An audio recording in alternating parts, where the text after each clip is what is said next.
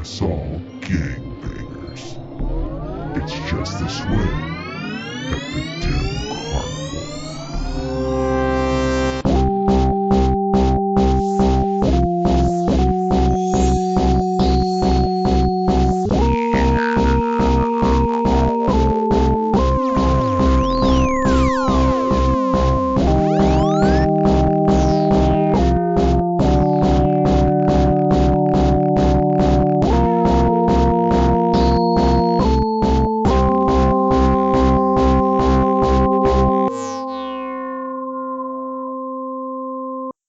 What's up, everybody? Welcome back to the Dim Carnival. I'm Bill. I'm Steve.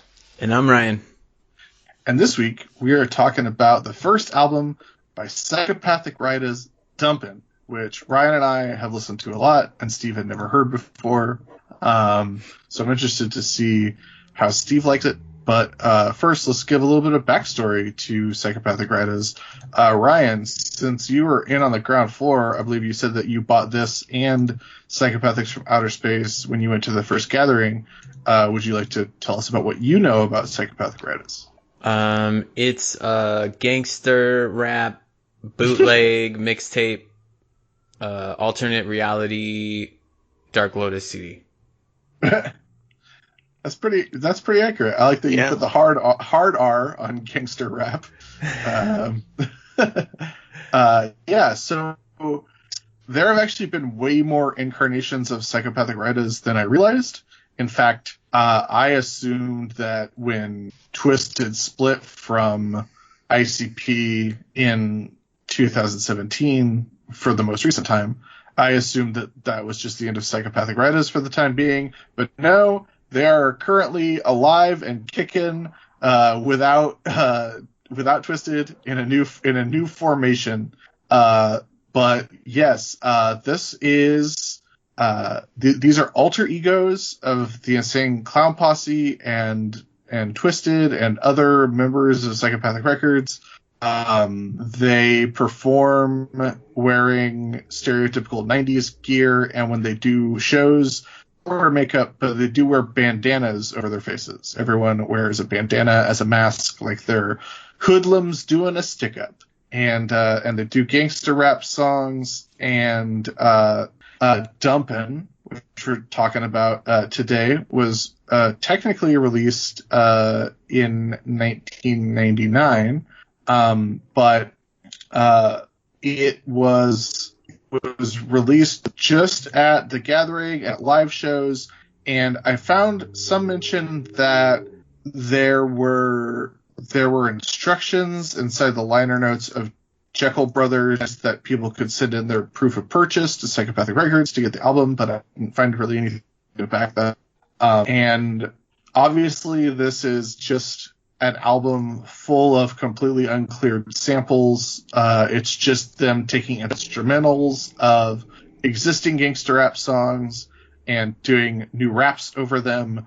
And this would be a theme that would continue throughout all of the Psychopathic Rydas releases, of which there are currently many. There is a 1, 2, 3, 4. There are 5 full lengths and 2 EPs from Psychopathic Rydas. Jesus. Wow. Yeah, and they're all on Joe and Joey Records and not Psychopathic Records because they don't exist. They're not real, and they're not legal. And that's why you can download at least the first 2 off of the Psychopathic Rydas Bandcamp, because they're not allowed to charge money, technically, for these albums. Dumpin is great.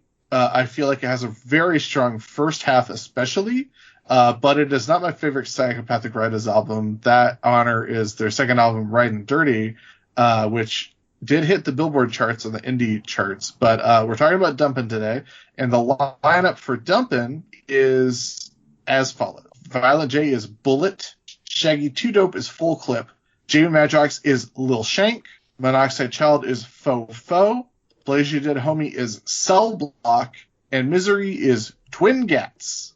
And Misery was the first person to leave Psychopathic Rydas, because apparently he and Blaze and Twisted all got in a big spat, and he left Psychopathic Rydas, left Psychopathic Records, and he was gone.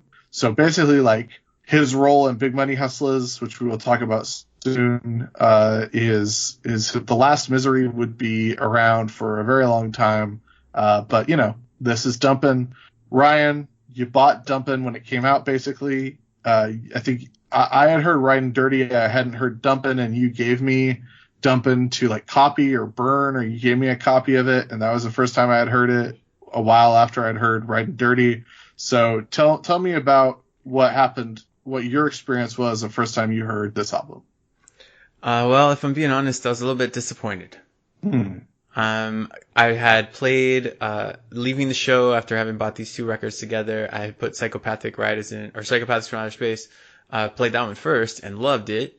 Song after song, I was super enjoying it. And then I put this one in, well, right out of the gates, the first song, the title song, Dumpin', is amazing. And it bowled me over, man. And I was like, holy shit. And then I remember feeling like I didn't like any other song on the album. Like, it was just that first one. And if I did go back and listen to it, there was only a couple of tracks that I might listen to. But I really didn't, I didn't listen to it a lot. Didn't really care for it that much, at the time. The songs that I liked, I thought were okay. But yeah, just wasn't super into it. And what was your experience now listening to it this week for this assignment? Feel pretty much the same about it. Nice. Yeah, I just feel like there's about half the record I maybe have something to say about, or found something to say about, and then the other half of the record, they're just songs. Like, they didn't really, a lot of these tracks didn't really make any kind of significant impression on me. Which is not to say, like, that's not really, I don't mean that as criticism. I just feel like what they're trying to do with the album isn't always successful. And I don't think that the quality wavers very much, but I think that there's something that they achieve on some tracks that they don't on others, that kind of hit a sweet spot for me that make it enjoyable versus just. And I believe, like, I feel like Riding Dirty is a much, much stronger album, just in terms of, like, them having fun and just being consistent, and the songs just being better and good. Like, nothing on Riding Dirty is as good as Dumpin', but also nothing on Dumpin' is as good as Dumpin'. So I'm excited to talk about Riding Dirty when we finally get to it. But Steve, I want to know your impressions, since this is the first time you really listened to this album ever. Yeah. Thank you for having me. So it's kind of funny, Ryan. First, let me say I feel better about hearing Ryan describe his experience, because I thought there was something wrong with me. First song, Dumpin', loved it. And I was thinking, oh, this is just going to be a sweet ass album. This is going to be really cool and interesting. And then, yeah, just not, I didn't like the music. I mean, and I know these are supposed to be like famous songs. I recognized absolutely nothing, but that's not a surprise. I think Dumpin' sounded like the Humpty Dance to me some, but I don't even know if that's the case either. But outside of that, like, I was kind of disappointed. I mean, I chuckled some throughout some of it. Something that was amazing to me was, we had talked about in past podcasts about how Shaggy seems to, like, try to flourish as like, I'm a gangster rapper. So I thought he would shine on this. Whoops. Boy, that was a mistake. God, I love Shaggy. Yeah. He's just so great. And yeah, so get very disappointed. And then they, use the F word. I at least noted it once, the N word uncomfortably. And, Violent J says he smacks a lady, but then actually says something funny after that. But I mean, and I know it's gangster rap music and they talk like that, and I know that's, part of the shtick, and it's its own little story.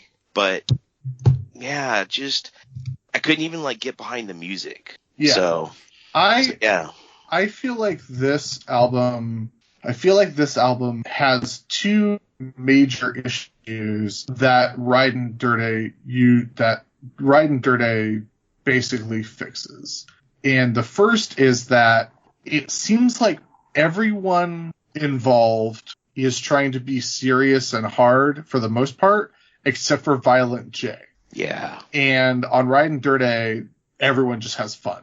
And like there are tracks where like Monoxide and Jamie are their characters from Big Money Hustlers rapping, and it's just fun. It's fun and it's silly. And like the cover of the second album is like a fake like No Limit Records cover where there's like a big Escalade and then there's like a big bowl of shrimp. Like they're just having fun with it. I think that's the first thing. Is like I think Violent J tries a little bit to be hard like everyone else, but Violent J can't help but be funny and creative and clever. And like everyone's in this alter ego except for Violent J, like keeps making allusions like you don't want to see me clown, and like, you know, he keeps making allusions to the fact that like he's really Violent J. And I mean, it's not like the ruse is thick or really that in depth, but everyone is like committed to being serious except for him. I think that's the first big failing.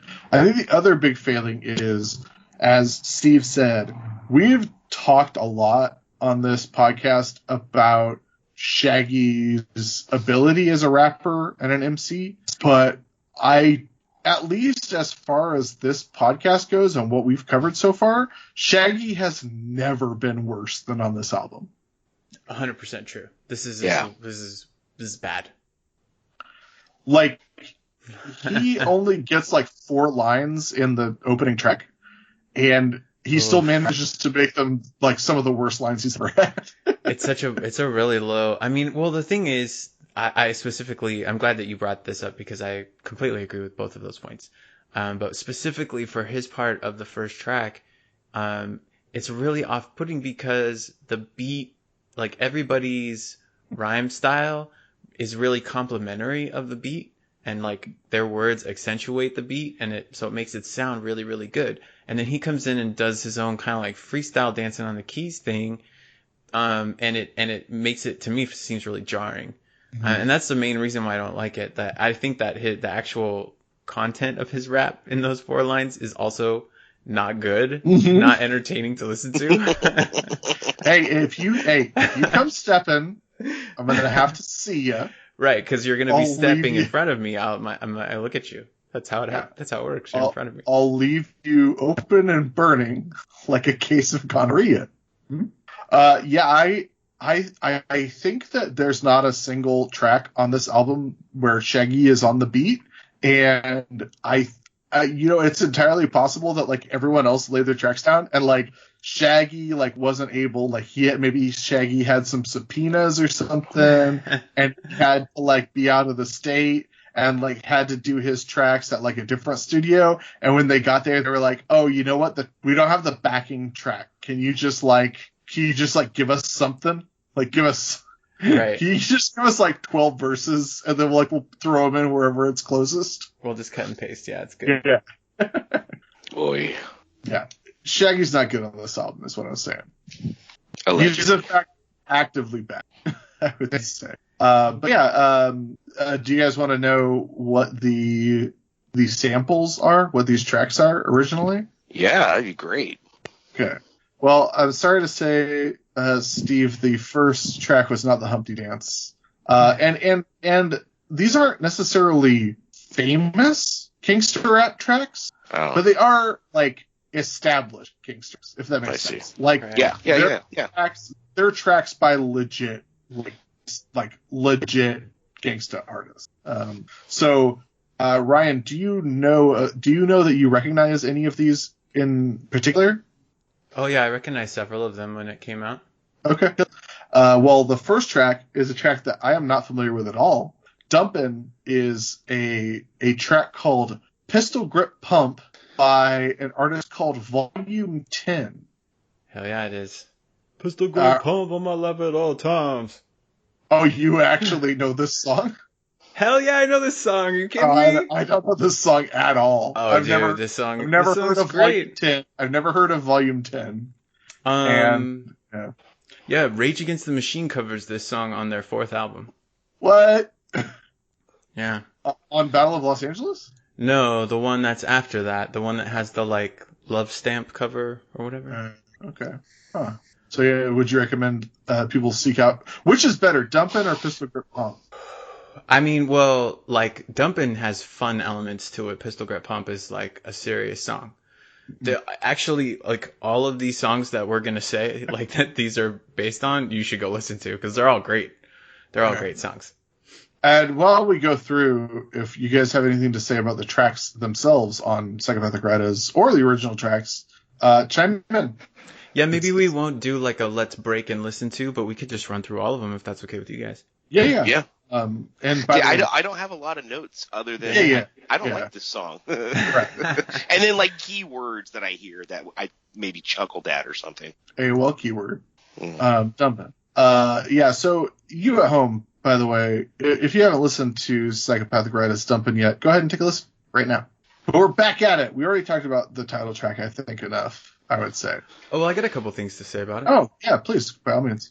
Pistol Grip Pump by Volume 10, and that actually, if you don't know that song, it still might sound familiar to you, the beat, because it samples More Bounce to the Ounce. The Pistol Grip Pump samples More Bounce to the Ounce, kind of where the main beat comes from. I wanted to say that Monoxide talks about doing ride-bys on bicycles, which I think is really funny. Jamie Madrox says, pill your cat. Mm-hmm. And then the other thing that, before we get going into all these other ones, is that this song has a really abrupt ending. It doesn't actually end. It just cuts, right? Cuts straight to the next track. Yeah. Which is kind of fun. It has a kind of like mixtape feel to it, I guess. But this first track's only 3 minutes long, and that's kind of like a running theme. Like these are fairly short songs. Almost all of them are 3 to 4 minutes long. Yeah. Well, they're only short in the sense that like they're normal song lengths, and we're not used to that on an ICP album. Yes. There you go. All right. So the next track is Skrilla Farilla, and it's got a pretty fun little hook ski. But this is a sample of Ryan. Street Dreams by Nas. Mm-hmm. You didn't even have to look that shit up. I'm made of these. Yeah, this is off of Illmatic. First Nas record. Second Nas record. Yeah. The record that everyone believes is the best Nas record. Yeah. Because it probably. I was gonna say, when you were talking about More Bounce to the Ounce, I was thinking, because I recently heard it twice, like just randomly. Is there a bigger chasm in a hip hop song between amazing, iconic, all-timer track and less than optimal like lyrics and seeing than Let Me Clear My Throat? Because Let Me Clear My Throat is not a bad song by any means. God damn, that song is fucking legendary. Like, that song is so unstoppable, but, like, the lyrics are not very memorable. Right. Yeah, you just need the horn, right? The whole song is the horn. Well, yeah. Well, I mean, there's the... But then it turns into the Ed Lover dance part. Right. And it's amazing. And like let me the words "let me throat" are like the only like good part of the words in the song. Yeah, although I did hear a live version where he starts asking all of the women with real hair and real nails and who have a job to make some noise. And that's pretty memorable. So anyways, Skrilla Farilla. What's up? Right, Steve? Oh, I was just thinking, because I had no idea what you were talking about, but I was just thinking of the song Mars Needs Women, because that's a cool song that I think that only says that. And if there's any other... Mars? Yes. I don't know. You don't remember that song? Late 80s? I don't know that song. No. Never mind. Never Do mind. you mean I don't remember. Cars by Gary? No. I don't know. Never mind. Well, I really brought the whole podcast down. So I feel like this is where it was during this song that I first made the note for what you mentioned before, Bill. I wrote that Jay's verse shines. That it kind of stood out to me that he was having fun, whereas the other people were being more serious. And that would be something that I would continue to feel throughout the record, just like you said. So here's the first time that I felt it, and he I think has a standout kind of silly verse that's great, and I wish that there was more of that on this record. Yeah, no.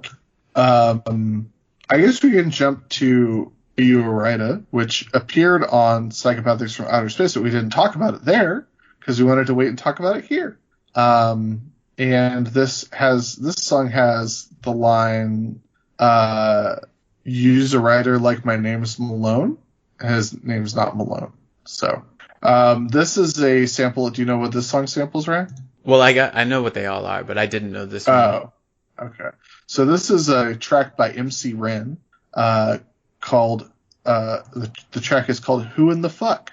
And I haven't listened to what this song originally sounds like, but MC Ren is like kinda in WA. So if you just imagine whatever you hear in your mind when you think of like West Coast LA gangster rap origins, like what is that California, South Central LA sound, the music and the voice, and that's MC Ren. Like he was part of that original movement. His sound is that sound. And so, yeah, if you you'll go back and listen to this if you never heard it before, and that's what it should make you feel is, it's a classic California gangster rap song.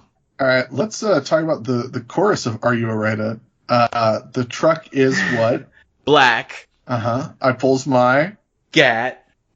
Gang affiliated, and it's like that. Now, what is it all about, Ryan? I want to hear what you believe that they're saying it is all about. Oh. It's all about the hoes, dank, fame, and loot. Are you a rider? Okay. Can we ride? Whoop. And I believe this is the first whoop whoop on a Psychopathic Writers. This might be the first iconic in an ICP song whoop whoop in context. Maybe no. I think this is the first. So juggaloism is around, and we have what is a juggalo? So we're in previous record, we're kind of thinking about that. What does a juggalo do? What does he look like? How does he act? And this is I think the next kind of push forward in the kind of iconography of juggaloism. They all drive these black trucks and whatever, dressed in black and whatever. So you think that Psychopathic Writers are a part of, within the context of the universe of Psychopathic Writers, do you think that the Psychopathic Writers are juggalos? So I don't think they say juggalo on this album. Yeah, I don't think. I guess what I'm trying to say. Sorry, I guess I said juggalo, but what I meant is Psychopathic records. Okay, got it. Yes. I would say yes. That was my interpretation, just because of them mentioning Detroit a few times throughout the album, and it being psychopathic. And there's a few times, like you said, where Jay kind of alludes more to don't see me be a clown. And then in the one song that we'll get to later about shooting people in the head, he talks about cutting their throats, or stabbing them with sharp things. But then he's like, no. And he's like, it's easier to shoot you, kind of a thing. But I felt like that was kind of the Dark Carnival bleeding through into it. So I kind of pictured it in my head as, yes, it's kind of canon to the overall. They're just these gangsters, though. Mm-hmm. I'm interested, if we do further Psychopathic Writers releases, I'm interested to see whether the Dark Carnival ever enters into the mythology. I doubt it does, but that's an interesting thing to think about, of are the Rydas also tools of the Dark Carnival, or would they be some of the people that the Dark Carnival would purge, or what? I almost thought more of it would be people they purged. Mm-hmm. Like, these are just like crazy gangsters that exist in that universe where the Dark Carnival is. Mm-hmm. Yeah, I don't think it's they're not a part of the good guys. right.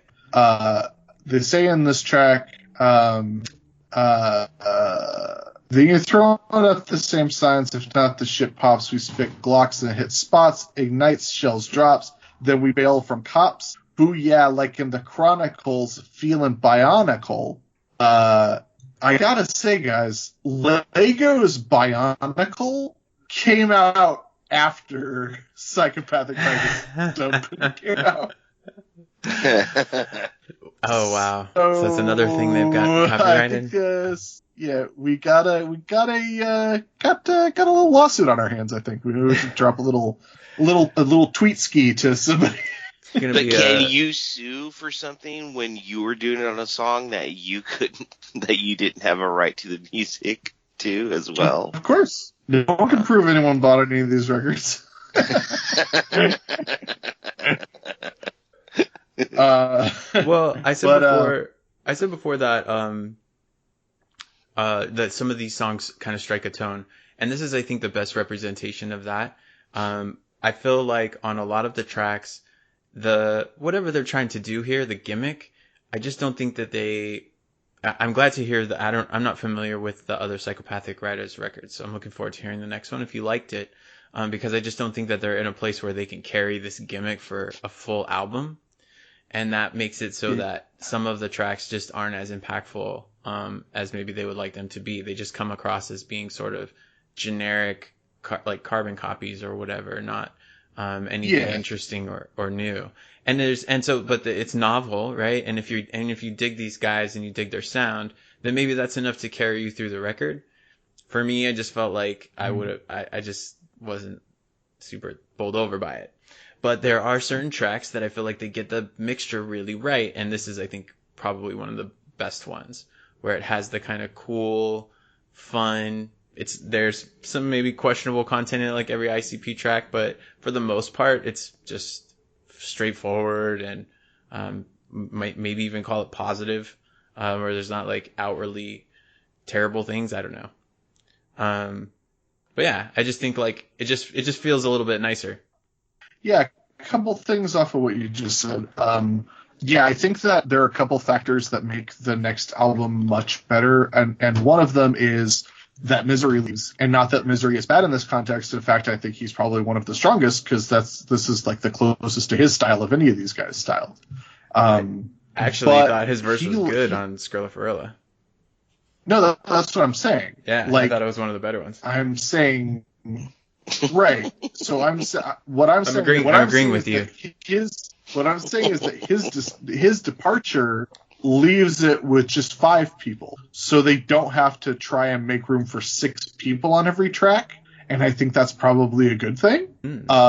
And also, between these two albums, they filmed Big Money Hustlers, and as I said, like Twisted's characters from Big Money Hustler, Lil Stank and Big Poot, or whatever the names are, Big Poot and Lil Stank, who knows? You got yeah.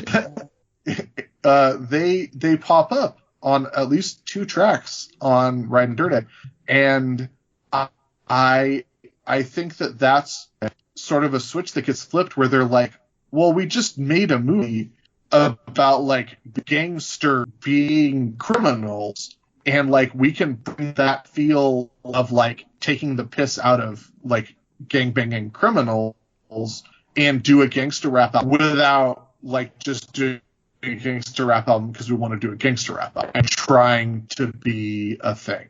I think that the filming of that movie is not insignificant in the journey of them as their gangster rap side project. So Ryan said that he thought the lyrics on the chorus were, "It's all about the hoes, dank, fame, and loot."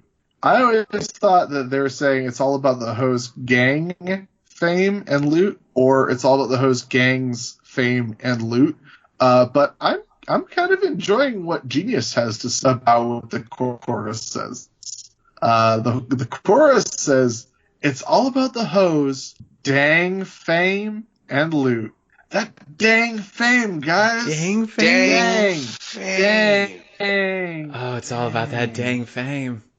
If it just wasn't for that dang fame, my life would be so much better. But maybe I would have got away with it if it wasn't for that dang fame. I watched that Chris D'Elia Eminem video, by the way. Oof. Yes. Really good. Very, very, very good. So good. And that's the other point that Ryan made that I wanted to bring up. When you're talking about the regrettable things that these people sometimes say on this album, and we've talked about many regrettable things that we have been encountering with these rappers as we go through their journey. And again, we're not excusing anything they say. We're trying to provide some historical context about like how things were perceived differently in the past and how it's much more difficult to listen to things today as it was when we were first listening to these things, et cetera, et cetera, et cetera. But since the last time we taped, Mac Miller died. And I don't know if you guys knew about that or knew anything about Mac Miller at all. I imagine you don't. I had never heard of him before he died. No. Same. Yeah, so he had I first heard of him when I was in grad school, and he was very much just like a frat rapper. And he was sort of like the modern incarnation of Eminem at the time, like when he first started out, in the sense of like just a white guy rapper, and his gimmick was kind of that he was a white guy rapper a little bit, but he was like very bro-y, definitely just making music for like frat party boys and not very serious. And it's crazy that he died at 26 because he had a pretty full career before he died. So he started off in that incarnation and then slowly became an artist over the course of his career. And it was weird because he put out a new album like maybe a month or 2 months, like maybe 2 months before he died. And everyone was like super into the album. And I hadn't really paid very close attention because I had heard him when I was in grad school, and I was like, this is bullshit frat rap. I'm not into this. I don't like what he has to say. I don't like his point of view. And I stopped paying attention. And Mac Miller slowly became just like a guy with cred and an artist. And he put out this new album, and I listened to the new album like a couple weeks before he died because people were talking about it a bunch. And I wasn't super into it. It's just because it wasn't a thing that I was looking for when I was listening to it. But it was weird to me that he became good for him that he became an artist, but like he became an artist and a respected guy in large part because he started really embracing like jazz. He started really embracing musicianship, and he started working with actual musicians. And then he started like championing these underground rappers, and he also a big part of his path to like critical and commercial acceptance was doing tracks with like super respected, like very legit artists. And one of the artists that he did some shit with, like he sort of surfaced Vince Staples, who's a big deal now. And he was like the first guy who really championed Vince Staples. I think he produced his first EP. Then he did a track or two with Earl Sweatshirt, who is a massively like, it's hard to get much more cred in hip hop than Earl Sweatshirt.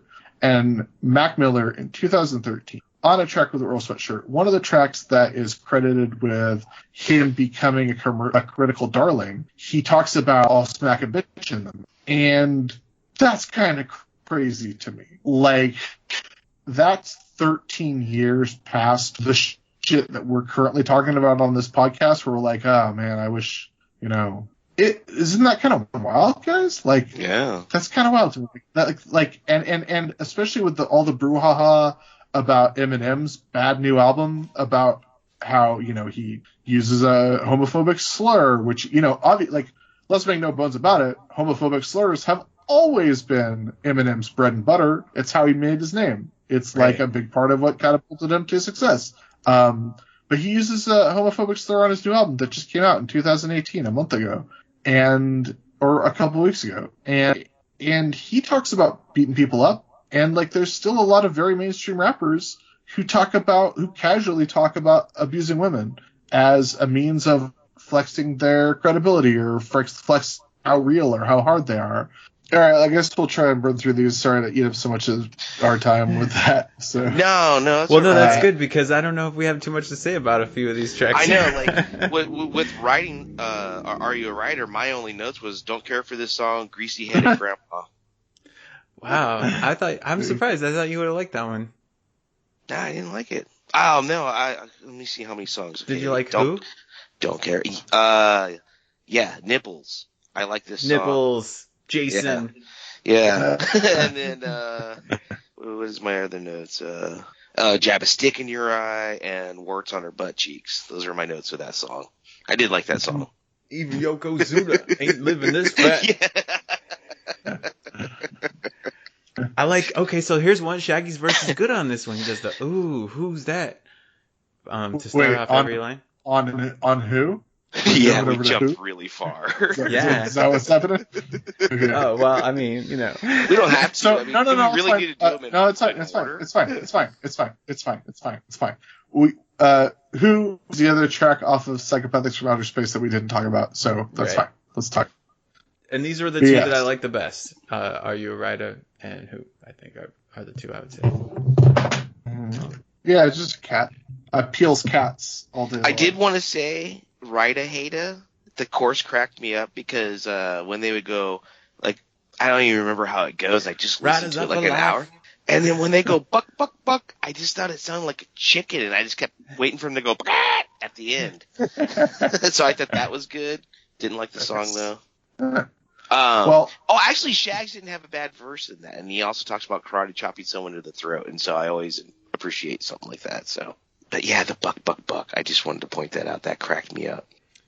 I like. I think Every Day is an okay song. I like the chorus on that, and I feel like Blaze's verse is pretty good. Yeah. That's from a Dub C track. Is the one that they steal. That's correct. It's Better Days by WC. How do you feel about Dub C? He's the kill of FMK for West Side Connection. Nice. All right. My notes for every. I mean, it's somebody's got to be third.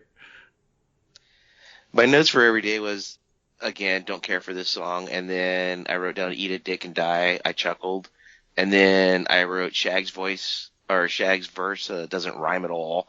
And then I wrote Jay had a bad rhyme in that one too. Although reusing a condom was funny, but then he tries to explain why he wouldn't reuse the condom because his dick's too fat. But just like that whole thing was actually funny to me. But yeah, I agree. I thought that was funny too. But it was actually a rare one where I was like, wow. Jay's like not. It sounded more like a Shag verse because like some of it didn't rhyme. And I was like, what's he doing? But then he says the whole part about them. And I was like, okay, he fixed it. He fixed it. Well, it's interesting that they followed a Dub C of the West Side Connection track because Ryda Haida, the track is The World Is Mine by West Side Connection. So yeah, I would think that would be one of the more recognizable tracks. But I don't know. I don't know any of these CD songs. Oh, yeah. Well, no, I know one of these songs, and it's the track to Ghetto Fantasies, obviously. Oh, what is it? What song is that? Ghetto Fantasy by Ghetto Boys. Right. Oh. Yeah. And they went ahead and left the lyrical hook in there. Oh, that's funny because I wrote okay song. I like how Jay says that once you have a fantasy and you get it, then you get 5 more. So I thought that was neat. And then I wrote terrible course. Yeah. I don't know. I think it's an interesting. So that one's a little bit more serious and introspective, right? Like it's got a real concept of like you live in a struggle and you live in poverty, but the thing that gets you through is the hope that you could maybe break out of that cycle or attain more. Yeah. And then maybe it's not like, but that's just trying to chase it is the thing that's made your life worth living, which is like pretty melancholy. Well, think about it. It's kind of sad. Let's talk about the opposite of melancholy, which is slugging your noggin, which is a track by Cypress Hill called "Throw Ya Set in the Air," and this is the club remix of that song. "Sluggin' Ya Noggin," maybe my least favorite track on the album, besides the one we'll get to later. It's just I like, basically when I think of Dumpin', the first thing I think of for this album is the title track, and then the second thing I think of is "Sluggin' Ya Noggin," just because the chorus is so like stupid and plodding. Like, I didn't write a single note, for this song. I could just always very, very clearly hear Blaze in my head going like, "Sluggin' Ya Noggin, you better think twice."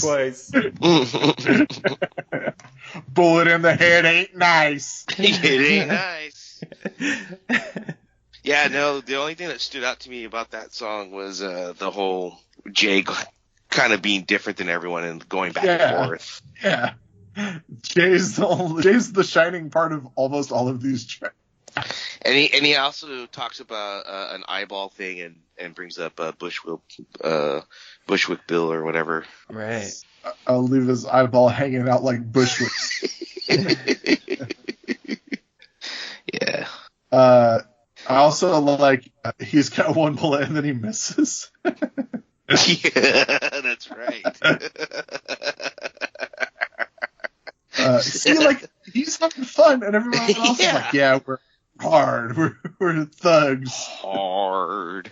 I also like the idea, like, I sometimes think about like when people are putting shit together, and like I think about them putting this shit together, and it bums me out that like Jay started smoking weed until after this album came out, and like because I would just like imagine them all like being around, like they're putting this song together and they don't like have like a theme yet, or they don't have a chorus yet. And, like, Jay just takes like a massive like hit off the joint, and he's like, "What if we call it Sluggin' Ya Noggin?"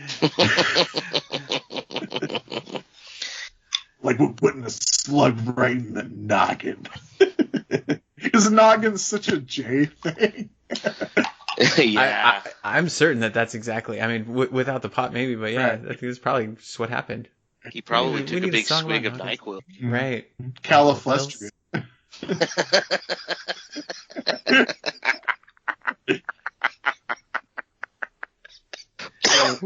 Killa, Ghetto Fantasies is Ghetto Fantasy, but Ghetto Boys, who is another Cypress Hill track.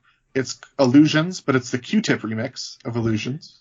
The first of 2 times that song is sampled for this record. Mm.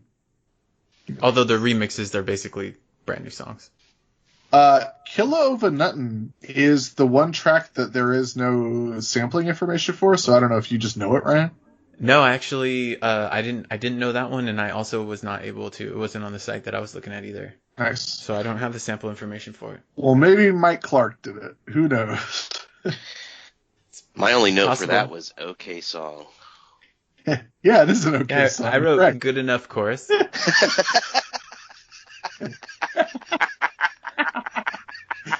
Guys, I think is it possible that Dumpin is our first like replacement level album? Like, is this the baseline? I would say this is the first time where I wasn't thrilled to like be listening to it the whole time, you know. Even tracks that I didn't like before that were rough to listen to, the next one would pick me up or whatever, you know. It wouldn't be long before I would get back on bus, but this one I was like, there's like 4 or 5 tracks on here that just are a slog to get through. Yeah, well, I feel like this drops off at the end here, like pretty hard, but I feel like with the exception of like the regrettable stuff and the how bad Shaggy is on the album, like then nothing's like terrible or bad really, but it's like even like Shaggy being really terrible, like he's so bad that it's like you perk up because it's exceptionally bad. I just feel like if there isn't something that's funny or unique about it, then it's just like a cover band. You know, it's like a bunch of college guys getting up and performing, you know, air bands or whatever. Like it's not, there's nothing compelling about doing an impression of somebody when you know you're not that, I guess. Does that make sense? Yeah, that's harsh. Not like our good cover band that we were in, Steve. That's what Oh man, no. No, I just was expect I do more than what we did to the Misfits. Yeah, for sure. And I know that sounds really rough, like what I said, but just what I mean is, what I think that they're just trying to do is just have fun. They're like, let's do an album like this, and they throw a bunch of tracks together. And if I put together this record and did these performances, I would be extremely proud of this. Like, I would be head over heels if I created something as good as this. But compared to other ICP things, it just doesn't have those magical qualities. And that's what I think I said at the beginning. It's not to say that the quality is lacking, really. It's just that it doesn't have that special thing for me. Yeah. That the other things do.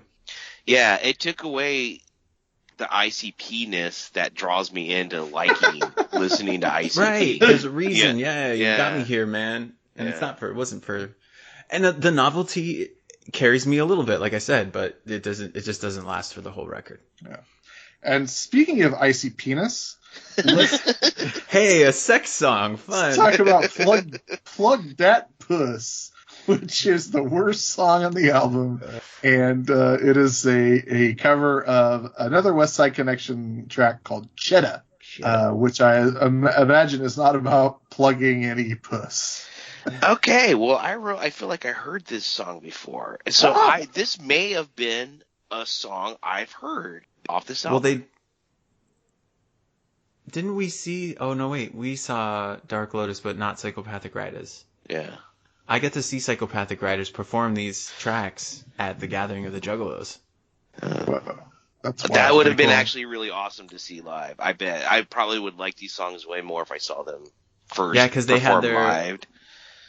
It was like they were dressed like Bill said. They didn't have their paint on, but they had their faces covered with bandanas around. It's kind of scary. Because there's videos of them, and I don't know if it's people mimicking them, but like seeing they're like ninja masks. They're all in red. Guys, I'm just gonna go ahead and recap Shaggy's verse on this track, which is the beginning. This is how this track starts. Hit it from the back and blow out that bush. Tappin' Neddens, taggin' Neddens, that be my thing. No, my bitch, Shaggy's motherfucking name. In this game, clip like Boardwalk in Monopoly. Slapping skins like a madman. Blowing beards off of clams. Champion trim getter. Wriggling meat fitter. Gold medal hoe hitter. Blue ribbon pink tickler. That's a lot of accolade. Well done, man. He won the blue ribbon in pink tickling. Right. Khaleesi of the Great Grass Desert, Mother of Dragons. Guys, King of the North. Guys, is there a grosser combination of three words than wriggling meat fitter? Like a guy bragging about wriggling? Like, that's the first time I've ever heard someone boast. Like, oh yeah, shit, man, my style in the bedroom, I'll be all wriggling. It's like when those Proud Boys were threatening journalists on their Twitters, and and the one guy was like, why don't I come to your house with my 7.5-inch penis? And I was like, that I've been hearing guys talk about their dicks my whole life, and I've never heard anyone specifically brag about a 7.5-inch penis. Like, it's such a specific boast, and like no one, I've never I've heard people brag about an 8-inch or bigger dick. Yeah, same here. I was gonna say 8. And I also think that's probably the biggest red flag, that you do not have a 7.5-inch penis. What is well, if you measure from the taint. Mm-hmm. Yeah, no, what you gotta do is you gotta measure from the top of the crack, Right, yeah, from your butt bone. Yeah, that's where your dick starts. And they call it the coccyx for a reason. Right. Because we used to have 6 of them. You start with the cock, and then you add 6, and then you finish. I just finished.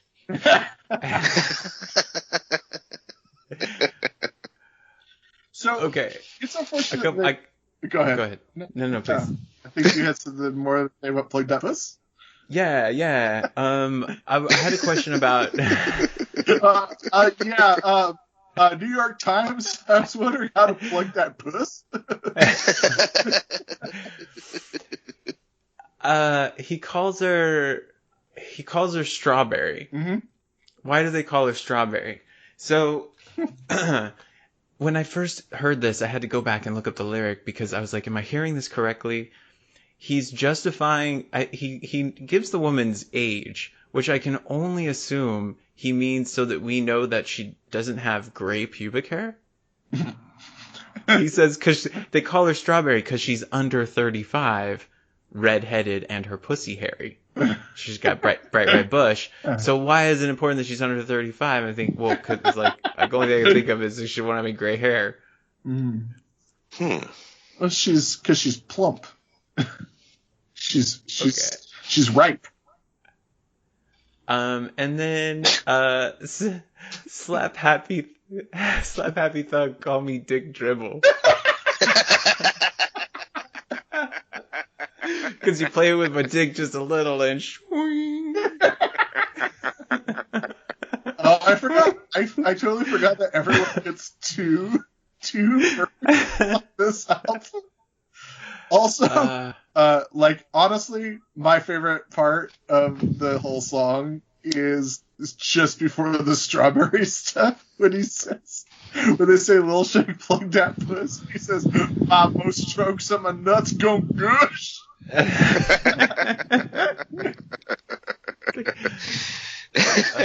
the song we hate the most, we've talked more and laughed about it than any of them. Because it's just so bad and gross. Also, I think that this is Shaggy's second verse on this song is probably his strongest work on the whole album because of course. he follows up by being a wriggling meat fitter by saying that he got a full meat he want to stuff in your butt crack. It's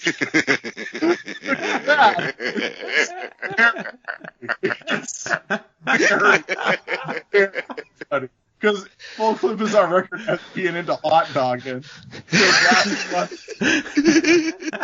But then he said hot dogging. It's just stupid. So he's just talking about. So he just talks about his full meat. That he wants.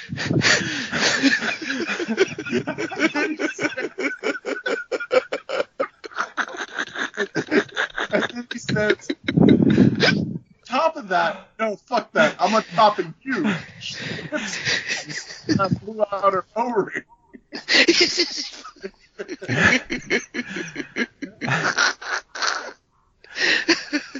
I'm a fan of any rhyme that has O-ring in it. I know that about you, Steve. He always talks. Shaggy returns to talking about shaking hips a lot. Yeah. I didn't notice that. And remind me to bring that up again when we talk about Shaggy's sex scene in Big Money Hustle. Oh God. But wow. The last thing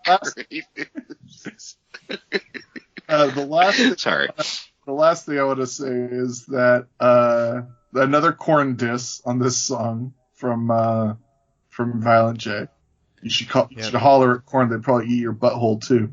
But a full meat sounds like something you'd order like at a drive-thru. Like Jimmy John's. Yeah, I don't want a full meat. Don't bother putting it in a bun. I'm just gonna put it in a butt crack. Guys, I want to say in 2018, you can't really shame a person now for not eating ass. No, I mean they have. That's whole almost like a songs about scold. it. Yeah. Yeah.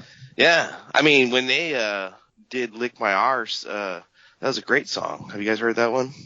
No. Oh, you guys look that up. YouTube ICP. They call Beethoven Beef Oven. It's a pretty great song. But they're talking. I think it's a Bach song where he really had a song called "Lick My Arse," and they remade it. It's got classical music and everything in it, and opera singers. Wow. Oh yeah. No, I remember hearing about the Mozart thing. Wait, who does? Yeah, it's Mozart. Is it ICP does Lick My Arse? Yeah. Huh. Yeah, it's ICP. Nice. Okay. Yeah, it's hilarious. It's good. All right. It's actually about getting their ass licked, though, to be honest. Nice. I think about it. Because it's "Lick My Arse." Nice. Yeah. Oh, yeah. This is the song they did with Jack White. What? This is the song that ICP did with Jack White. "Lick My Arse"? Yeah. Like from the White Stripes? Yes.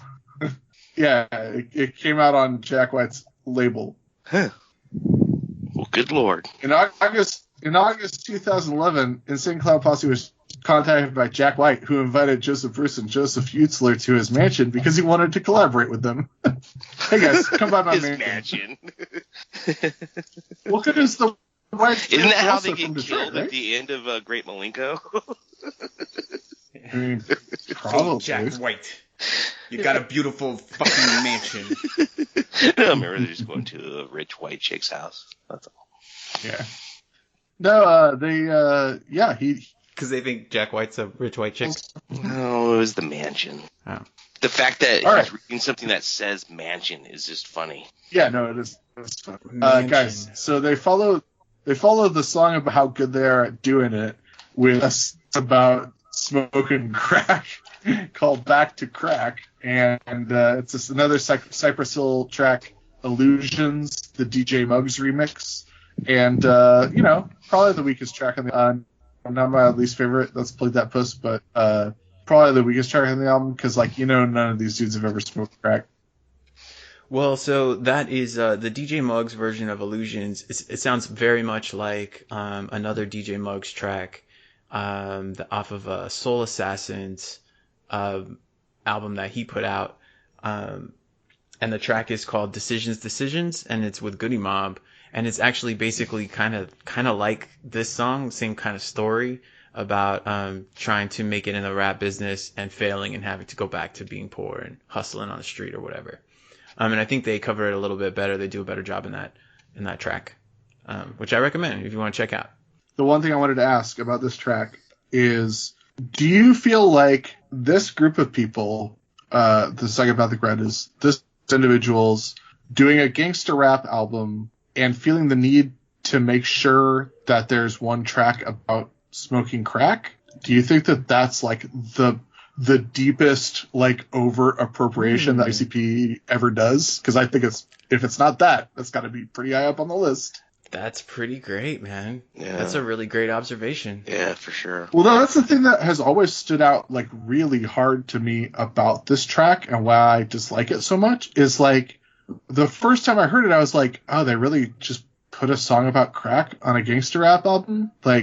They probably felt obligated, we gotta have a song about smoking crack on this album. And none of these motherfuckers ever smoking crack. I mean, it's probably likely they haven't, right? Well, I don't recall him. I think my recollection is that Jay really didn't do any drugs until he started smoking pot. Right. Aside from drinking NyQuil or taking NyQuil pills, or misusing his prescription medication. Yeah. But I don't know what their life is. This is part, we've talked about this early on. I'm not really comfortable questioning because I don't know what their experience is. That's fair. Or especially anyone else. Yeah. And I've known people that smoked crack and are normal people that have good jobs and it didn't end up ruining their life. And they talk about that time in their life being incredibly scary compared to a lot of the other drugs they did where they were easily to walk away from it. And that one was one where they're like, whoa, shit, And so I agree with Ryan where I'm just I don't know anything about Misery or Twisted or any of these guys, you know. I could believe, you know, if we believe what ICP says about their lives, then I can agree with you that yeah, they most likely hadn't smoked crack because of what they said. But like, I don't know, Twisted never tried it. I mean, they could have done it for a year and then walked away from it, you know. Sure. At this point, we've listened to a lot of stuff that ICP has done, and a little bit about what Twisted has done, like as far as their creative and artistic output goes. And there have been many references from ICP about encountering crackheads in the hood, and they rap about that a lot. But in none of those situations prior has there ever been any allusion about like, this is me. The closest they've been is there was one track, I'm sorry, I can't remember what it was, off of an early album where Jay talks about like, I'm this guy and the system failed me, and now I'm this guy and the system failed me. Yeah, and now I'm a where he's got his ET shirt on his back. Yeah, and now I'm a crackhead in the street and the system's going to fail me. Like, that's the closest come. They've talked about like encountering crackheads, and I have zero doubts that these dudes have seen some serious shit and they've encountered crackheads in the street and they grew up with crackheads. Like, I don't have any doubt about that. But I haven't heard any of that from the little bit of Twisted we've done. And just to me, it has always stood out that it's like, this is our gangster rap album. This is our first gangster rap album. We're entirely sampling legit gangster rap artists. We're different personas, and we make a point to have one entire song off of this album being about smoking crack. Like, to me, that's a pretty big red flag. So, I don't discount what you're saying on that, and it's interesting because I when I listened to it, it stood out to me that it was about crack, but I felt like as all their songs were formulaic as to what gangster rap music is, and what you're saying, this kind of fulfills your point as well, but I felt like it wasn't, I didn't ever feel like some kind of racial tone towards it, or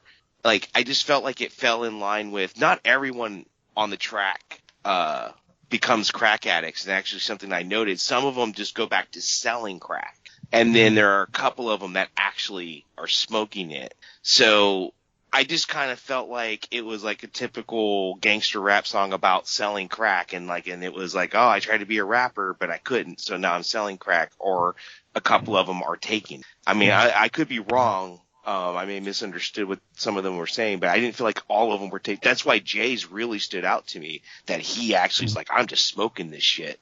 Where some of the other ones were just talking about they're like slinging it again out their car window and stuff. Mm-hmm. Yeah, man, I think it's a trope of this genre of music or whatever, so they know that they should throw it in there.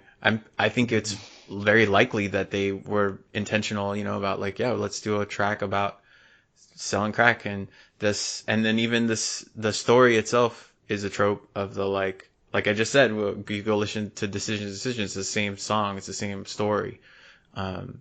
So yeah, I think that they probably were thinking about all of those things together. I guess my point is I didn't see it as negative because I felt like it just it followed a formula. But I think that Bill's point is apt. I do too. Yeah. I absolutely do too. And I didn't see it that way. I was just trying to like say how it appeared to me when I heard it, and that was a way deeper and more disconcerting. Yeah, I'm right there with you, Steve. It was. I think you and I were kind of in the same place. So yeah. I think that's a super, super interesting, really, really rad observation. And that's why there's three of us on this podcast. All bring something a little bit different. All right. And then the last track is Riding for Life, which is a Snoop Dogg track called Slow Down. Ryan, I assume you're familiar with this Snoop Dogg track? I don't recognize it by name. I didn't go back and try to listen to it. So I don't know if I know it. I was super pointed with this song. I thought, okay, at least the last track is going to be good because it's Riding for Life, and it feels like that goes in conjunction with Dumpin', and yeah, I didn't like it. I didn't even write a note. This is off of the album "The Game Is to Be Sold, Not to Be Told." So the one that Snoop Dogg takes time to plug on the Shaggy Show on the Amazing Joker Brothers. So, yeah, Ride for Life. This is the last track, guys. Anything to say before we wrap it up for the week? I actually don't have anything to say about this track. Me neither. I didn't write anything down. I feel like it was like you put it on and it ends the record. Steve wrote down, "I did it." Huzzah! Congratulations to me. I listened to it 3 times. Oh, nice. Wow. Yeah, no, I listened to it 3 times. No, the whole album. And usually by that point, things will stand out to me that I'll really like. And I can't even remember what half these songs sound like. And I just listened to it literally before we started. Like at 4 o'clock, I put it on and listened to it one more time. It was just like, yeah, no. Yeah. Guys, I think this album is like doing whippets. I've never done that. You started off and you're like, oh shit, this is gonna be a really good time. I'm gonna have a super fun. And then like 3 minutes goes by, and you're like, oh, it's over. Oh, okay. Well, it's boring now. I'm already here. So it's like a real high flash, and then it drops off. Yeah. My recommendation is just have Dumpin in your library, the title track, have it in your library and visit it whenever you need to. If you need to get fired up for something, bought the album. Like, let's fucking do it. Like, I think what I'll probably end up having to do, depending on how I feel about Riding Dirt A when we finally revisit that, is I might have to just take Dumpin and drop it at the beginning of that album, and then like have that be the Psychopathic Riders album. Well, and guess what? We got a special treat next week. It's not an album. Next week we are going to be talking about the big screen debut of the Insane Clown Posse. We're talking about the movie Big Money Hustlers. And if you're having trouble finding it, some of those S's are dollar signs. Big Money Hustlers, guys. If you haven't watched it yet, you're gonna want to watch it before next week, because this is gonna be a big one. And let me give you a little tasty, little delectable morsel treat here. Is that you can find this whole ass movie on YouTube. just Google Big Money Hustlers, and a YouTube link will pop right up, and you can just go watch it on YouTube. It's amazing. Thanks, Internet. Does it have you said you were going to watch the commentary track, Bill? Does it have the commentary track? Because I own this movie. Oh, okay. Yeah. I still have my VHS. Yeah, if you want to buy the DVD, it can be found very cheaply, and you can listen to it.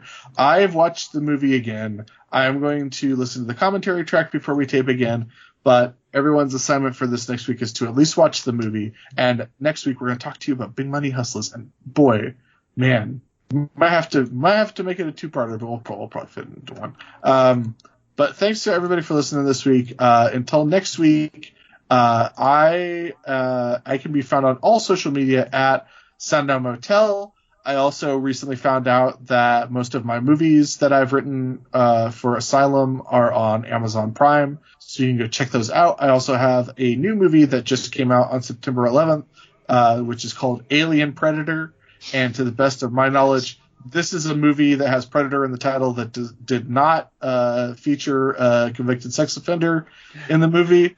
So if you want to watch a movie about an alien predator, that's a wicked shot, man. He's wicking these purple laser blasts left and right, all over the place. If you want to watch a movie about an alien predator and you happen to be an Amazon Prime member, you can watch it for free on Prime streaming video. Type in Alien Predator. It's the one from 2018. Oh man, I'm gonna do that. Okay, but you should also watch Apocalypse Pompeii. You should definitely watch 3-Headed Shark Attack. Yes. And you should absolutely watch 5-Headed Shark Attack. Yeah. Oh, you like 5-Headed better than 3-Headed? I think 5 might be better than 3. I have not seen 5. 5's amazing. You didn't write 5? myself and Jake did the story by credit. We did the story. You got a story credit. And then we got to the point where we had to write the whole script, and we were like, we're too busy right now. So glad that Ryan enjoyed it.